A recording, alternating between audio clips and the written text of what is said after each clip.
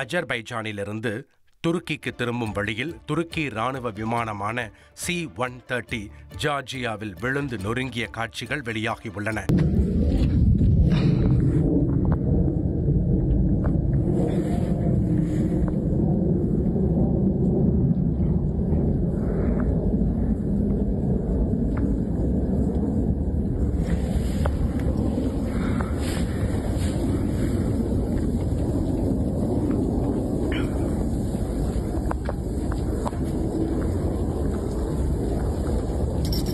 முன்னதாக அஜர்பைஜானிலிருந்து புறப்பட்ட ராணுவ விமானத்தின் விமான வழி பாதையை காட்டும் வீடியோவும் வெளியாகியுள்ளது.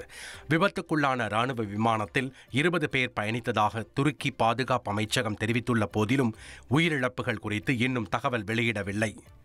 இந்த நிலையில் உயிரிழந்தோருக்கு துருக்கி அதிபர் இரங்கல் தெரிவித்துள்ளார்.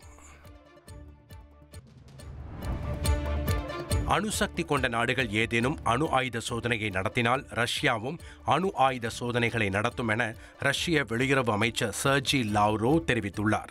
மேலும் அவர் மீண்டும் ரஷ்ய அதிபர் புட்டின் மற்றும் அமெரிக்க அதிபர் டிரம்புக்கு இடையேயான சந்திப்பு குறித்து பேச்சுவார்த்தை நடத்த தாங்கள் தயாராக இருப்பதாகவும் ஹங்கேரி தலைநகரான புடாபெஸ்டில் சந்திப்பு நடைபெற தாங்கள் விரும்பும் இடமாக இருப்பதாகவும் தெரிவித்துள்ளார்.